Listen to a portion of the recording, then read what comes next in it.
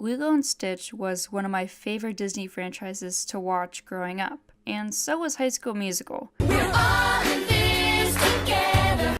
But I digress. I have truly enjoyed watching the movie and the American series. I have Stitch merchandising, I have enjoyed meeting the two leads during all-you-can-eat breakfast experiences, and thought Stitch's Great Escape was an okay ride. Anyway, I actually have been wanting to talk about what I enjoy from this Disney Ohana, as well as give my opinions from what I viewed. Meaning, I'm not the right person to talk about Japan's love for the franchise because that's another story to be told. So, enjoy!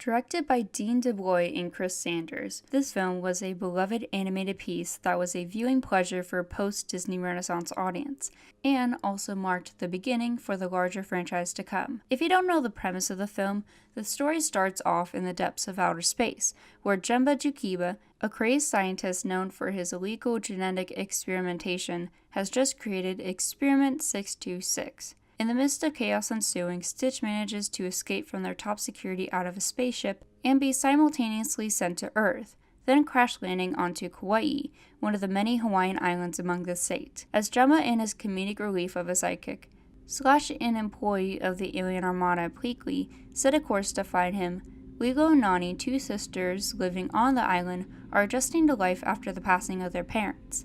With Lilo already having troubles fitting in, and Nani struggling to get the social worker's approval, only to unsuccessfully prove her care as beneficial for Lilo, Nani decides to let Lilo adopt a dog to reduce their grief. Hi. Oh, hi. And that dog just so happens to have been found the night before. From there, each of these storylines slowly transcend into one, permitting fun action scenes, emotional touches, and show the power of getting along as a family unit. Lilo is self-determined and sassy, while also having anger issues due to her life circumstances. And when Stitch comes along, the film then offers a friendship between the two that becomes unbreakable. Although Stitch is the catalyst for many of the movie's conflicts, both of these unlikely acquaintances are learning to accommodate each other's similar yet different personalities and finding their purpose as they mature. And these two are the defining part of this franchise, similar to an owner-dog relationship or Viking-dragon relationship, that brings forth a sense of empathy and compassion for them. Nani is a great older sister figure who is striving to find her own place, taking on more responsibilities as a young adult, learning to adjust to society after the accident, and learning to balance herself and desires for a relationship with family. Pleakley and Jumba have unique personalities that are likable, not only through their contrasting character designs and proportions, but also through Pleakley's sensible, feminine, and reserved / playing by the rules caricature, and Jumba's spontaneous, loud, and resilient self. The other aliens, such as the Councilwoman and Captain Gantu, are the antagonizing anti-heroes of the film, and Cobra Bubbles is pretty badass and had some fun moments, and it's honestly hard not to forget him. When looking at the piece as a whole, I felt that the film offered equalizing scenes for character development and attachment, that the mix of 3D and 2D animation is well utilized and not overdone, that the sense of ohana and differences coming together as a community is a strong message to send to a universal audience, and has its adventurous moments as well. It has humor, it has strong dialogue, it shows a culture in a modern world and popular culture on occasion, while also keeping those symbols of the land shown subtly and that also work with the story's progression. I really do appreciate this film for what it offers to me as a viewer, and I definitely recommend it.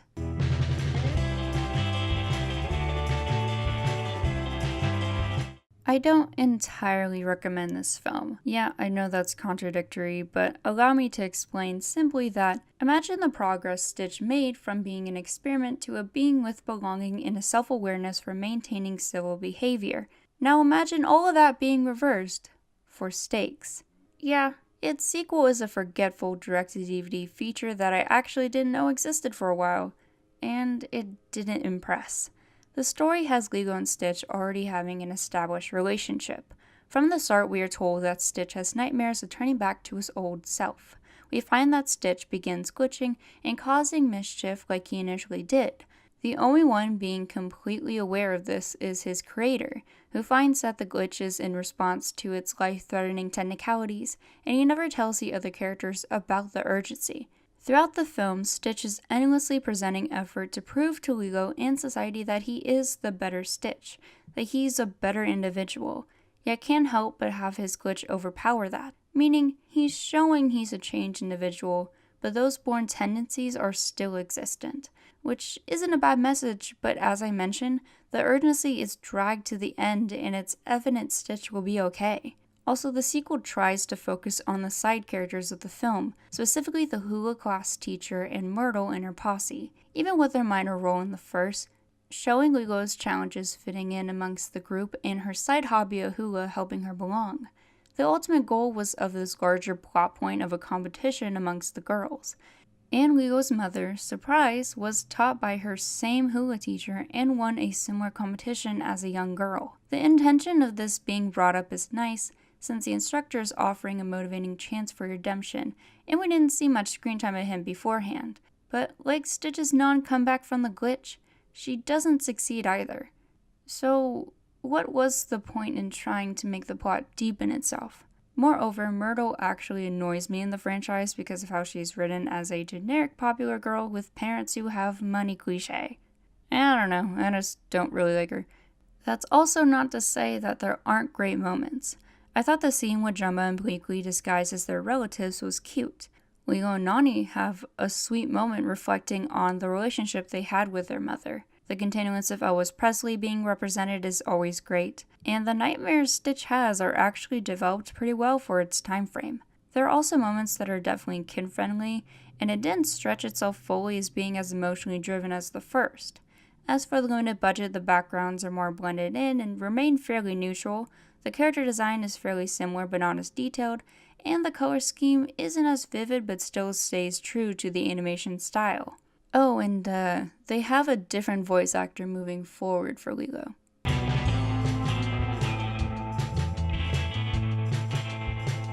This film is essentially the pilot to the Lilo and Stitch series, so it's hard to criticize it as a standalone feature. Captain Gantu, who escapes from prison, is shown being hired by Dr. Jacques Hamsterville to discover the other 625 experiments that Jumba possesses. Jumba gets captured as Pleakley is found in the chaos. There's a failed space chase, and Pleakley, Lilo, and Stitch, left on Earth, find said container. Each experiment is found to come to life when hydrated. I mean, Hawaii is the perfect place for that to happen. And, surprisingly, 2 experiments come to life. Experiments 221, an electric conductor voiced by Frank Welker, and 625, who has the same capabilities as Stitch but communicates like any other human and prefers to just make sandwiches, voiced by Rob Paulson. The story simply develops a lot of what we already know. Lilo in this film is actually a lot more self-independent and confident with Stitch by her side, and it's great to see the two of them interact with new faces. In fact, I thought all of the characters developed well because they had pairs beside them to add in more chemistry and diversity. Nani and Daveigh were on the sidelines as adult figures helping out but still were nice to see. Pleakley and Jumba have great moments where they bond. Oh, did I also mention Pleakley and Drag? I also thought that Gantu having a smaller leader led to humorous moments, with Hamsterville being the stricter and intimidating villain as opposed to Gantu's soft-spoken and larger exterior. I don't know why, but that contrast is just fun.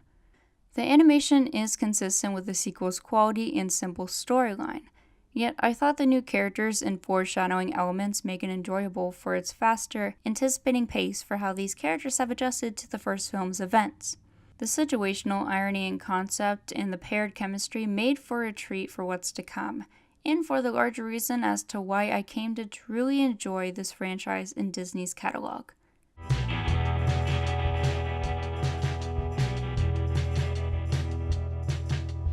To offer an overview of my view on the show, Lilo and Stitch the series, which aired from 2003 to 2006, showcases the familiar characters and Polynesian backdrop to its fullest intent.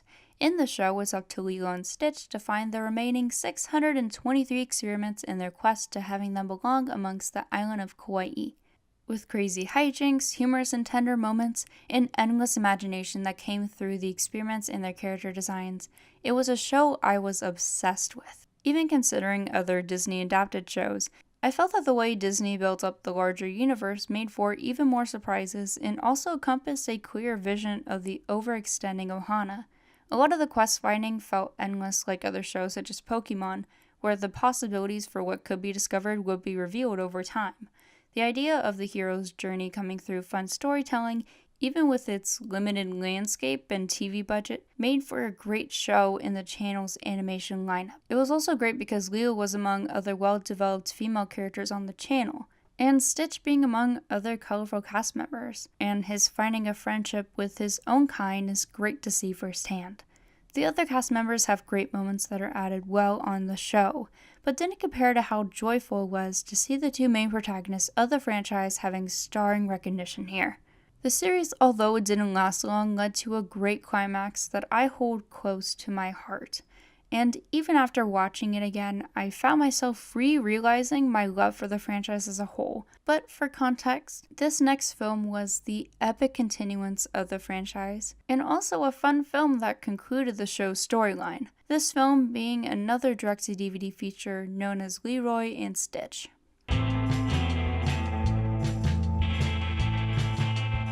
Out of all the direct-to-DVD movies in this franchise, Leroy and Stitch has to be my personal favorite. It was not only a wholesome conclusion to the world that was being imagined over the franchise's history, but also was just enjoyable for all the right reasons. The fun part about this film is that, even though you could figure out the progression of the plot, it's unique for its full circle development. It introduces us to characters old and new, and it offers a nostalgic experience that is rare to see from Disney itself. The film begins with Lilo, Stitch, Pleakley, and Jumba having completed the mission accomplished to them in Stitch the movie, which was to capture the other 625 experiments. Stitch is rewarded with a captain's position in the Galactic Armada. Pleakley becomes an instructor, a teacher's assistant, educating Earth studies at a community college, and Jumba gets his old lab back to continue creating experiments.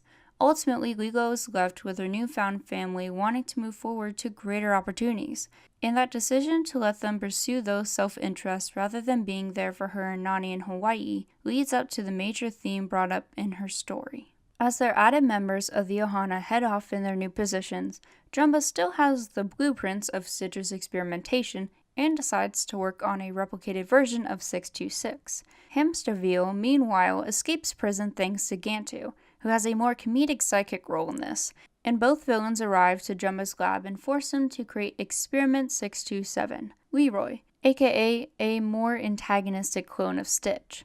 And having that parallel between Stitch's kind-hearted goofy self leads to a universe-saving crisis.